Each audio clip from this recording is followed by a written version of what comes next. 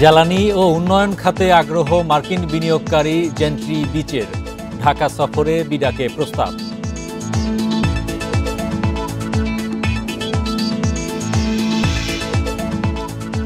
দেশের সবচেয়ে দরিদ্র জেলা মাদারীপুর, ধনী বেশি নোয়াখালীতে।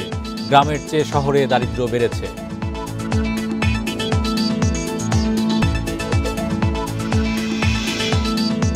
ব্যক্তি আয়কর রিটার্ন জমা দেয়া যাবে 15 ফেব্রুয়ারি পর্যন্ত। আবারও সময় বাড়িয়েছে এনবিআর।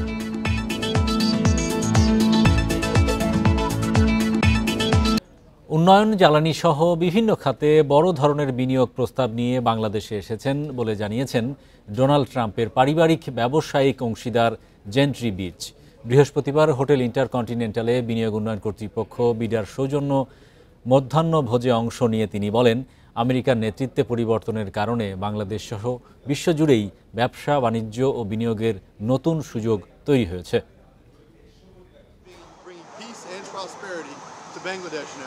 যুক্তরাষ্ট্রের প্রেসিডেন্ট ডোনাল্ড ট্রাম্পের পারিবারিক ব্যবসায়িক অংশীদার জেন্ট্রি বিচ একদিনের সফরে বাংলাদেশে আসেন। সফরের অংশ হিসেবে হোটেল ইন্টারকন্টিনেন্টালে বিনিয়োগ উন্নয়ন কর্তৃপক্ষ বিডার মধ্যাহ্নভোজে অংশ নেন তিনি। অন্তর্বর্তী সরকারের উপদেষ্টা সহ রাজনৈতিক নেতারাও এতে অংশ নেন। এ সময় জেন্ট্রি বিচ জানান, বিভিন্ন খাতে বিনিয়োগের প্রস্তাব দিতে বাংলাদেশে এসেছেন তিনি। বিনিয়োগের উদ্দেশ্যে কিছু প্রস্তাব দিতে আমি বাংলাদেশে এসেছি। আমরা উন্নয়ন খাতে বিনিয়োগ করতে চাই, পাশাপাশি শান্তি ও সমৃদ্ধির বিষয়েও আলোচনা করা হবে।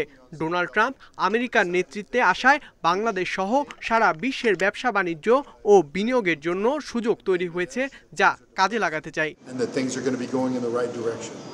মধ্যাহ্নভোজে অংশ নিয়ে জামাতের নায়েবে আমির জানান, জ্বালানি খাতে বিনিয়োগের আগ্রহ প্রকাশ করেছেন জেন্ট্রি বিচ। বাংলাদেশে ইনভেস্টমেন্ট অপরচুনিটি ফ্যাসিলিটি কি আছে সেটা স্টাডি করার জন্য তারা মেনলি মিনারেলস এবং এক্সপ্লোরেশন অফ গ্যাস এসব ব্যাপারেই বেশি ইন্টারেস্টেড। এ সময় উপদেষ্টা মাহফুজ আলম জানান, বিনিয়োগ সংক্রান্ত বিষয়ে জেন্ট্রি বিচের সঙ্গে বিডার বিস্তারিত আলোচনার পরেই চূড়ান্ত সিদ্ধান্ত। তৌহিদ রানা, ইন্ডিপেন্ডেন্ট নিউজ, ঢাকা। তুরস্কের প্রতিষ্ঠান বেকোর সহায়তায় নারায়ণগঞ্জের 2500 বিশেষ অর্থনৈতিক অঞ্চলে হোম অ্যাপ্লায়েন্স প্ল্যান্ট চালু করল সিঙ্গার বাংলাদেশ। $78 মিলিয়ন অর্থায়নে নির্মিত অত্যাধুনিক প্রযুক্তির কারখানাটিতে তৈরি হবে টিভি, ফ্রিজ, এসি সহ ঘরের নানা সামগ্রী। বাংলাদেশের পাশাপাশি অদূর ভবিষ্যতে প্রতিবেশী দেশগুলোতেও পণ্য সরবরাহের পরিকল্পনার কথা জানান সংশ্লিষ্টরা। সিঙ্গার বাংলাদেশ অধিগ্রহণের পর থেকে পরিবেশ ও গ্রাহক বান্ধব প্রযুক্তি উদ্ভাবনে কাজ করছে বেকো। এরই ধারাবাহিকতায় নারায়ণগঞ্জের 2500-এ 1,35,000 বর্গমিটার এলাকা জুড়ে বিশাল এই ফ্ল্যাগশিপ প্ল্যান্টের যাত্রা। বৃহস্পতিবার বিভিন্ন দেশের রাষ্ট্রদূত ও প্রতিনিধিদের উপস্থিতিতে উদ্বোধন করা হয় কারখানাটি। 4000 মানুষের কর্মসংস্থানের পাশাপাশি এই কারখানায় ব্যবহৃত হবে কৃত্রিম বুদ্ধিমত্তা ও সর্বাধুনিক প্রযুক্তির সমন্বয়ে। আমরা এখানে শুধু পণ্য উৎপাদনের দায়িত্বই নেইনি, আমরা বাংলাদেশের প্রতিটি নাগরিকের জীবনমান উন্নয়ন করতে চাই। এমনকি ভবিষ্যতে আমরা ব্যাপক হারে রপ্তানিও করব। এ সময় ভবিষ্যতেও তুরস্কের সাথে বাংলাদেশের বাণিজ্যের উজ্জ্বল সম্ভাবনার কথা তুলে ধরেন ঢাকায় নিযুক্ত তুরস্কের রাষ্ট্রদূত। এই ধরনের যৌথ বিনিয়োগ তুরস্ক ও বাংলাদেশের মধ্যে অর্থনৈতিক ও বাণিজ্যিক সম্পর্ক মজবুত করছে। এতে সমর্থন ও সহযোগিতার জন্য আমি বিডা ও বেজাকে ধন্যবাদ জানাই। এ সময় বড় বড় বিদেশি কোম্পানিগুলোকে বাংলাদেশে বিনিয়োগের আমন্ত্রণ জানান বেজার নির্বাহী চেয়ারম্যান। বেকোর মতো কোম্পানির সাফল্য এই বাজারের সম্ভাবনা দেখায় এবং আরও বিনিয়োগকারীদেরকে বাংলাদেশে আসার জন্য উৎসাহ প্রদান করে। আমি আশা করছি এই টেকসই দক্ষ ফ্যাক্টরির বাংলাদেশের সাফল্যের গল্পকে আরও ছড়িয়ে দিবে এবং বাংলাদেশ সরকার এদেরকে সম্পূর্ণ সাহায্য প্রদান করার চেষ্টা করবে।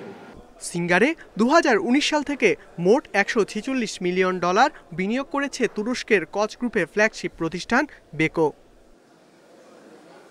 ইকরামুল কবির, ইন্ডিপেন্ডেন্ট নিউজ, নারায়ণগঞ্জ। শুল্ক কমানোর প্রভাব পড়েছে চিনির বাজারে। এক মাসে দাম কমেছে 3.5% পর্যন্ত। পাশাপাশি রমজান সামনে রেখে প্যাকেট চিনি বিক্রি করছে সরকারি মিলগুলো। টিসিবিও কম দামে চিনি বিক্রি করছে। তবে রোজায় কেউ যাতে কারসাজি করতে না পারে সেজন্য সতর্ক থাকার তাগিদ দিয়েছেন ভোক্তারা। প্রতি বছর রোজার আগে চিনির দাম বাড়লেও এবার তেমন হয়নি। বাজারে চিনির সংকটও নেই। গত অক্টোবরে চিনির আমদানি শুল্ক কমিয়ে 30 থেকে 15% করা হয়েছে। এরপর থেকে খোলা সাদা চিনি বিক্রি হচ্ছে 120 টাকা কেজিতে, আর প্যাকেট চিনি 125 টাকা। সরকারি লাল চিনির প্যাকেট 140 টাকা কেজি।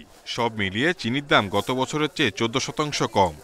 গভর্নমেন্টের চিনিটা বিক্রি হচ্ছে 140 টাকা কেজি, আর সাদাটা বিক্রি হচ্ছে এখানে খুচরা 120 টাকা, 18 টাকা, 120 টাকা, 18-20 টাকা এরকম বিক্রি হচ্ছে। দীর্ঘদিন পর 140 টাকা কেজি দরে প্যাকেট চিনি বিক্রি করছে সুগার মিল কর্পোরেশন। প্রতিষ্ঠানটির দাবি, সরকারি মিলে চিনির উৎপাদন হয়েছে প্রায় 32,000 টন। রোজার আগেই রাজধানীতে খোলা ট্রাকে চিনি বিক্রির পরিকল্পনাও রয়েছে। আমাদের নিচে যে বিক্রি হয় 5 দিনে, আর এর ভিতরে দেখা যাক, আমরা চেষ্টা করতেছি যে ট্রাকে করে নিয়ে যেও আমরা হয়তো বিভিন্ন স্পটে, যেমন সচিবালয়, অফিসার্স ক্লাব, এইরকম পজিশনে হয়তো আমরা সাময়িকভাবে বিক্রির চেষ্টা করব, রমজানকে টার্গেট করি। তবে ভোক্তাদের শঙ্কা, রমজান সামনে রেখে সুযোগ নিতে পারে অসাধু ব্যবসায়ীরা। এজন্য এখনই বাজারে কঠোর নজরদারি দরকার। সরকারের যে রমজানে সব জিনিসের উপরে একটু নজরদারি বেশি রাখা উচিত। ঠিক আছে, বেশি মানে ভোক্তা অধিদপ্তর যেরকম পাঠাইলে ওরা একটু নিয়ন্ত্রণে থাকতো। ফ্যামিলি কার্ডধারীদের মাঝে 70 টাকা কেজি দরে চিনি বিক্রি করছে টিসিবিও। Shahid Ahmed, independent news, Dhaka. দেশের সবচেয়ে দরিদ্র জেলা মাদারীপুর আর সবচেয়ে ধনী নোয়াখালী। বৃহস্পতিবার পরিসংখ্যান ব্যুরো প্রকাশিত বাংলাদেশের দারিদ্র্য মানচিত্র 2022-এ এসব তথ্য উঠে এসেছে। রাজধানীর আগারগাঁয়ে বিআইসিসি অডিটোরিয়ামে প্রকাশনা অনুষ্ঠানে প্রতিবেদনের বিস্তারিত তুলে ধরা হয়। দারিদ্র্য মানচিত্রের পরিসংখ্যানে দেখা গেছে মাদারীপুর জেলায় দারিদ্র্য হার 54.4%। এ জেলার ডাসার উপজেলার দারিদ্র্যের হার সর্বোচ্চ 63.2%। বিভাগ হিসেবে দারিদ্র্য হার সবচেয়ে বেশি বরিশালে 26.6%, সবচেয়ে কম দারিদ্র্য চট্টগ্রাম বিভাগে 15.2%। মানচিত্রে দেখা গেছে দেশের গ্রাম এলাকায় দারিদ্র্য কমে দাঁড়িয়েছে 20.3 ভাগে, কিন্তু 2022 সালের খানা আয় ব্যয় জরিপের তুলনায় শহরাঞ্চলে দারিদ্র্য হার বেড়ে হয়েছে 16.5 ভাগ।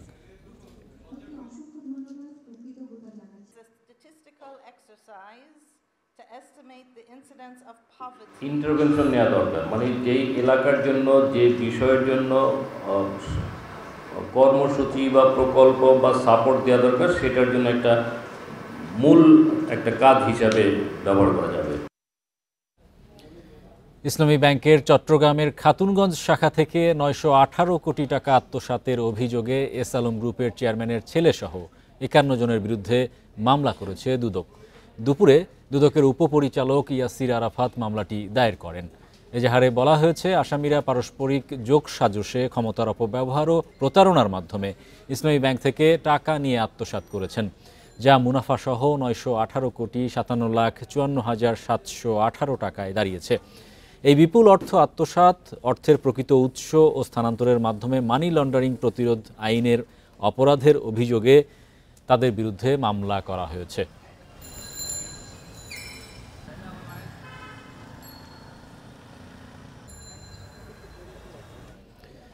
গাজীপুরে শেখ রেহানা পরিবারের টিউলিপ টেরিটরি সহ 4 বিলাসবহুল বাংলো বাড়ির বিষয়ে অনুসন্ধানে নেমেছে দুদক। অভিযুক্তদের মধ্যে আছেন শেখ হাসিনার ছোট বোন শেখ রেহানা, তার স্বামী শফিক সিদ্দিক, মেয়ে টিউলিপ সিদ্দিক ও আজমিনা সিদ্দিক, দেবর তারেক সিদ্দিক, তার স্ত্রী শাহিন সিদ্দিক ও মেয়ে বুশরা সিদ্দিক। তবে 5 আগস্টের গণ আন্দোলনে জনরোষে জলুস হারিয়ে এগুলো এখন ভাঙচুর আর আগুনের চিহ্ন বয়ে বেড়াচ্ছে। গাজীপুর সিটি কর্পোরেশনের কানাইয়া এলাকায় টিউলিপস টেরিটরি। বাড়িটি শফিক আহমেদ সিদ্দিকের বলেই পরিচিত, যিনি শেখ রেহানার স্বামী এবং টিউলিপ সিদ্দিক, আজমিরি সিদ্দিক এবং ববি সিদ্দিকির বাবা। এই বাগান বাড়িতে বিশালাকার পুকুর, শানবাঁধানো ঘাট, অভিজাত ডুপ্লেক্স সহ রয়েছে একাধিক বাংলো। শীত মৌসুমে শেখ রেহানার পরিবার আসা যাওয়া করতেন এখানে। ছিল আইনশৃঙ্খলা বাহিনীর আনাগোনা, যা এখন পরিত্যক্ত। আমরা 4 জন আছি, 4 জনের একজন দারোয়ান, আমরা 3 জন এখানে কাজ করি, বাগানে কাজ করি। বাগানে আমাদের বেতন প্রতি মাসে মাসে ওনারা ক্লিয়ার করে দিয়ে দেয় এবং আমরা ওনার প্রতি সপ্তাহে সপ্তাহে ওনাদের সবজি টবজি যা হয় এটি পাঠাই দিই। কন্টিনিউভাবে সাহেব আসতেছিল, তো রাস্তা খারাপের কারণে সাহেব আর আসে না। ভাঙচুর করার কারণে বসার জায়গা না, এখন আসে না। ওনার ছেলে মেয়ে ববি ভাই আসতো, টিউলিপ আপা আসতো বছরে একবার। গত 5 আগস্টের পর বিক্ষুব্ধ জনতা হামলা চালিয়ে টিউলিপ টেরিটরিতে ভাঙচুর চালায়। স্থানীয়রা জানান, প্রথমে বিরোধপূর্ণ 3 বিঘা জমি দিয়ে বাগানবাড়ি শুরু হলেও ধীরে ধীরে বেড়ে এর আয়তন এখন 30 বিঘার ওপরে। এই জমিনটা এক গ্যাঞ্জামের জমিন, হ্যাঁ নৌকায় ক্ষমতা আছে মতন, পরে হ্যাঁ বাগনিয়ার মামলা আছে, পরে সাপিয়ায় হ্যাঁ জমিনটা সেকেন্ড জামাটায় বিক্রি করছে।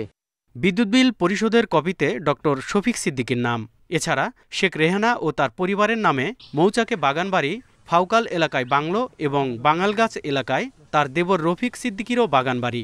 গাজীপুরে রেহানা পরিবারের বিপুল সম্পদের উৎসের সন্ধানে নেমেছে দুদক।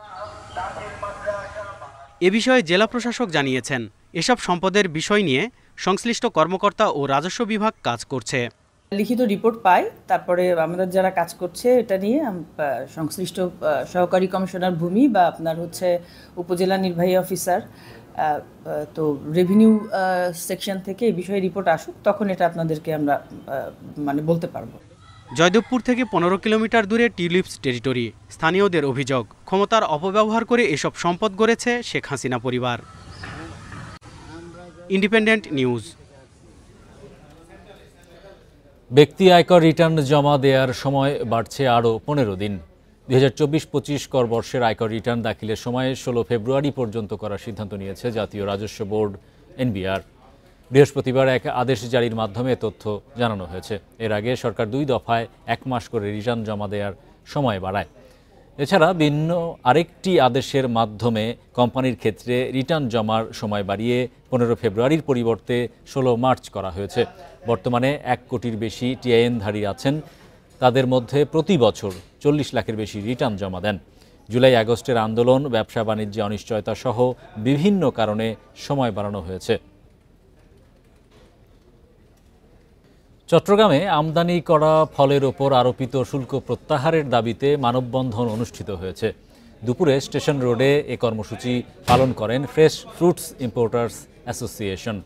আগামী 3 ফেব্রুয়ারির মধ্যে দাবি আদায় না হলে 4 ফেব্রুয়ারি থেকে দেশের সব বন্দরে ফল খালাস বন্ধ রাখার ঘোষণা দেন সংগঠনের নেতারা। মানববন্ধনে বক্তারা আরও বলেন, কয়েক বছর ধরে আমদানিকৃত ফলের ওপর নানাভাবে ট্যাক্স আরোপ করা হচ্ছে।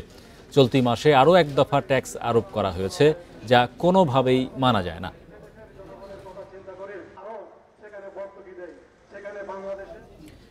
লন্ডন থেকে ভার্চুয়ালি যুক্ত হয়ে খুলনা বিভাগের কুষ্টিয়া, মাগুরা, মেহেরপুর ও চুয়াডাঙ্গা জেলার নেতাকর্মীদের উদ্দেশ্যে বক্তব্য রাখছেন বিএনপির ভারপ্রাপ্ত চেয়ারপারসন তারেক রহমান। সরাসরি যোগ দিচ্ছি সেখানে। আপনাকে জিজ্ঞেস করবে, ভোট তো চাইবা, কিন্তু ভোট পাবার পরে তুমি আমার শিক্ষা ব্যবস্থা কি করবা, স্বাস্থ্যের কি করবা? বুঝলাম ও স্বৈরাচার গণতন্ত্র ধ্বংস করেছে, সব লুটপাট করে নিয়ে গিয়েছে, কিন্তু তুমি আমার কর্মসংস্থানের কি করবা, আমার বেকার সন্তান বা বেকার ভাইয়ের কর্মসংস্থানের কি করবা? এই কথাগুলো আসবে না, জনগণ জানতে চাইবে না। এখন প্রিয় সহকর্মীবৃন্দ, আমাদেরকে সেইটাতে মনোযোগী হতে হবে। আমাদেরকে আমাদের পরিকল্পনা থাকবে, আমরা যেগুলা প্রয়োজন কথা সেগুলো আমরা বলবো এবং সেগুলো আমরা বাস্তবায়নও করব। কারণ আমাদের বক্তব্যগুলো দ্বিকক্ষ বলেন, বিভিন্ন সংস্কার বলেন, আমাদেরকে এগুলা বাস্তবায়ন করতে হবে। কারণ আমরা কমিট করছি, প্রতিজ্ঞা করছি জনগণের সামনে, কিন্তু একই সাথে জনগণের যে চাহিদাগুলো, জনগণের যে আশা, জনগণের যে প্রত্যাশা, জনগণের যে চাওয়া, এইগুলো আমাদেরকে অ্যাড্রেস করতে হবে। যে কোনো মূল্যে এই সমস্যার সমাধানগুলো করতে হবে। এই যে আপনারা কৃষি নিয়ে কথা বলেছেন, আপনারা স্বাস্থ্য নিয়ে কথা বলেছেন, জিজ্ঞাসা করেছেন, আপনারা শিক্ষা নিয়ে, প্রাইমারি শিক্ষা নিয়ে কথা বলেছেন, কেন করেছেন? জনগণের দাবি হচ্ছে এইগুলা। দ্রব্য মূল্য নিয়ে কথা বলেছেন, আপনারা কেন বলেছেন? জনগণের দাবি এইগুলা। এবং প্রিয় সহকর্মীবৃন্দ, আমার গত 35 বছরের রাজনীতিতে আমার একটি অভিজ্ঞতা হয়েছে, সেই অভিজ্ঞতাটাই আপনাদের সামনে আমি তুলে ধরতে চাই। আমি মনে করি বিগত 15-16 বছর ধরে আমি বাধ্য হয়ে বিদেশে আছি, এই দেশে আছি। এই দেশে থাকার ফলে যেই অভিজ্ঞতা আমার হয়েছে, সেই অভিজ্ঞতার আলোকেও আমি আপনাদের সামনে তুলে ধরতে চাই। কি সেটি? আমরা যত যাই করি, আমরা যদি দেশে সমাজে জবাবদিহিতা, নির্বাচনী ব্যবস্থাকে যদি আমরা তৈরি করতে না পারি, কোনোভাবেই আমরা কোনো সমস্যার সমাধান করতে পারবো না। তৃণমূল নেতাকর্মীদের উদ্দেশ্যে ভার্চুয়ালি বক্তব্য দিচ্ছিলেন বিএনপির ভারপ্রাপ্ত চেয়ারম্যান তারেক রহমান। এবারে জানাবো বিশ্বের প্রধান মুদ্রার সাথে টাকার আজকের বিনিময় হার। অপরিবর্তিত যুক্তরাষ্ট্রের ডলারের দর বিনিময় হয়েছে 122 টাকায়, যুক্তরাজ্যের পাউন্ডের দরও অপরিবর্তিত বিনিময় হয়েছে 156 টাকা 50 পয়সায়। দর কমেছে ইউরোর, বিনিময় হয়েছে 131 টাকা 1 পয়সায়। ভারতীয় রুপির দর অপরিবর্তিত রয়েছে, বিনিময় হয়েছে 1 টাকা 45 পয়সায়। বেড়েছে সৌদি রিয়ালের দর, বিনিময় হয়েছে 32 টাকা 69 পয়সায়। অপরিবর্তিত রয়েছে আরব আমিরাতের দিরহামের দর, বিনিময় হয়েছে 33 টাকা 38 পয়সায়। এই ছিল আজকের অর্থনীতি সারাদিনে। আমন্ত্রণ আমাদের পরের আয়োজনে।